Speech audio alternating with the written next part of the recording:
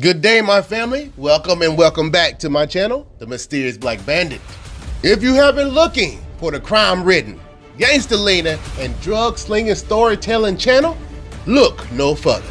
You have arrived at the right place, my friends. I'll be uploading at least 2 to 3 videos a week. So if you don't mind, make sure you hit that subscribe button and turn on all the notifications to make sure you don't miss another video. Oh yeah. And did you know if you hold down that like button for at least 3 seconds, it will turn into a love symbol? Go ahead and try it out. Nah, I'm just kidding, but thanks for the like though.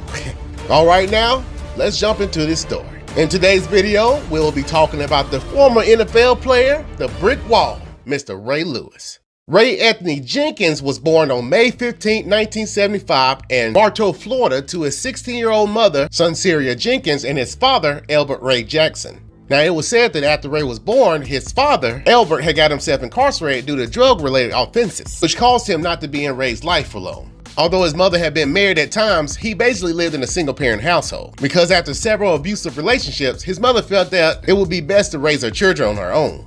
His mother told him that he doesn't have the time to be a child, and from that point on, Ray had to become the man of the house since he was the oldest of the 4 siblings. During his childhood, his mother had to have several jobs just to make ends meet, and this left a lot of the adult responsibilities on Ray. He had to watch over his brother and sisters, making sure they ate by cooking them noodles or oatmeal, and made sure his younger brother arrived at daycare on time. Now, growing up in the poor neighborhood of Lakeland, Florida, Ray and the other kids would come together to play street football, and this is where the love and passion for the game came about. He used to play every position from quarterback to linebacker, and of course they didn't have any refs, so if something were to happen, you got knocked on your butt or started bleeding, you picked yourself up and wiped off and kept playing. He said that these games were like the Super Bowl. No matter what happened, you gave it your all out there. Now, on one particular day, a student named Lynn Gore noticed Ray's athleticism and introduced him to organized sports. Now, by the early 90s, crack cocaine had taken over the black communities and was causing some of the best athletes to let go of their talents just to either sell or start using the drug. But Ray's mother wasn't having that. She stated that she didn't even give them the time to get in trouble. She either had them in church, doing chores, or playing family games. But whenever they did do something, she was on their heads about it, whether it was big or small. Okay, now, I'm not sure if you noticed, but Ray's last name wasn't always Lewis. It was said that Ray was so disappointed in his father abandoning him, he actually changed his last name from Jenkins to Lewis, which was his mother's boyfriend's last name. As Ray entered his high school years at Kaplan High, he was around 5'11", 6 foot tall, and weighed a little over 180 pounds, which was a little small, but immediately he was a standout wrestler and football player. His coaches and teammates said that he was the type of player that picked up on things quickly and was naturally aggressive. Then his football intelligence was unheard of. In his junior year, he only played on the defensive side as a linebacker, but going into his senior year, Ray felt that he could contribute a little more to the team by playing on both sides of the ball. Now, going both ways wasn't something that the coach had allowed at first, but since it was his senior year, the coach allowed him to return kickoffs and punts and also play running back. Ray's fierce mentality and unmatched instincts for the game helped lead his high school football team to several state and city title games, which gained him a full athletic scholarship to one of the country's best football programs at the time, the University of Miami. Now, once Ray got to the university's training camp, one of his coaches told him that it's possible that he wouldn't see the field much because he signed up late. But with the mentality Ray had, he was determined not to be redshirted his freshman year. Every chance he got in training camp, he was full throttle and aggressive. The defensive coordinator stated that Ray was so good from the time he stepped on the field and never seen him take a play off. Now, although Ray did earn a spot on the traveling team, it wasn't a definite that he was going to get on the field. But after the starting middle linebacker, Robert Bass, went down from a knee injury, Ray came off the bench to make 12 tackles against the Virginia Tech Hokies. And from that point on, Ray made it clear that he belonged on the field. By the end of that season, he was named to the freshman All-American team. During his sophomore and junior year, he was a vital piece of the Hurricanes' success, while earning first-team All-American and All-Big East honors. Ray Lewis went on to twice set the school's single-season record for tackles by having 152 tackles in his 1994 season, then 160 tackles for his 1995 season. By the end of his junior year, he finished second place for the Buckets Award as the nation's best linebacker. Following his 1995 season, he felt that he was ready for the next level and declared for the NFL draft.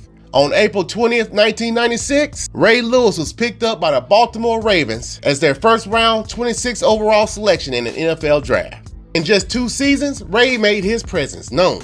He led the league in tackles, and on top of that, his teammates voted him team MVP and to play his first year in the Pro Bowl. Ray Lewis was on top of the world. Advertisers were lining up for him to sponsor their product, but during his offseason in the year 2000, his life would be derailed when he encountered some serious legal allegations. On June 31st, 2000, 24-year-old Ray Lewis and several of his friends decided to go to Georgia to enjoy some of the post-championship festivities, since he wasn't playing in the Super Bowl that year. So they decided to attend this party at a nightclub called Cobalt Lounge in Atlanta, Georgia. As the party was ending, Ray and his friends were headed back to their limo when Reginald Oakley and Joseph Sweeting got into an argument with a group of men that included Jacinth Baker and Richard Lollar.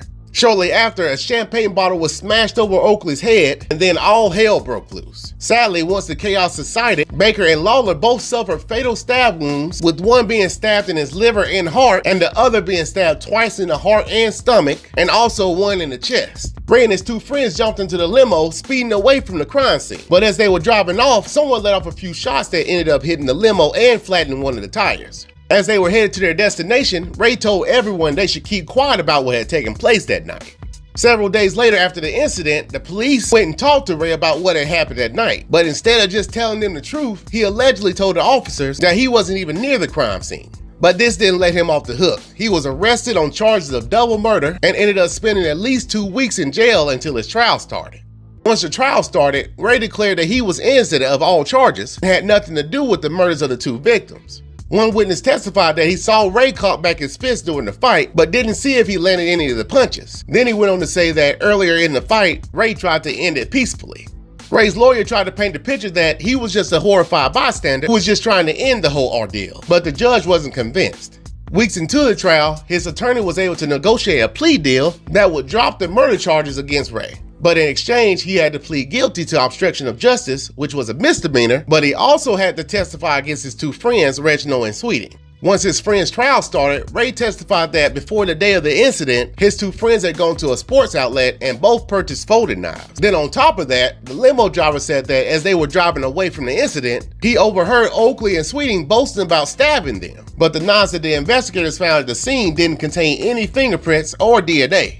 At the end of the trial, there just wasn't enough evidence to indict them on, and Joseph Sweeting and Reginald Oakley were both acquitted of all charges, while Ray was sentenced to 12 months probation with the misdemeanor on his record. Now, although Ray didn't receive any game suspension, he was fined $250,000, which was the highest fine imposed against an NFL player for an infraction that didn't involve substance abuse. Despite dealing with all that adversity, Ray didn't let none of that affect his game. In fact, the following season was arguably Ray Lewis' best year. He led the Baltimore Ravens to a victory in the Super Bowl 35, and he was the second man in the NFL history to be named Super Bowl MVP and Defensive Player of the Year in the same season. The 13-time Pro Bowl and 2-time Defensive Player of the Year, retired from the NFL in 2012 and was inducted into the Hall of Fame in 2018. Ray Lewis was an outstanding football player, but his murder case was definitely one of the most controversial cases in American sports history that some believe will haunt his legacy forever. Many feel that the true facts of the case were never fully explained, especially in regards to what he was wearing that night.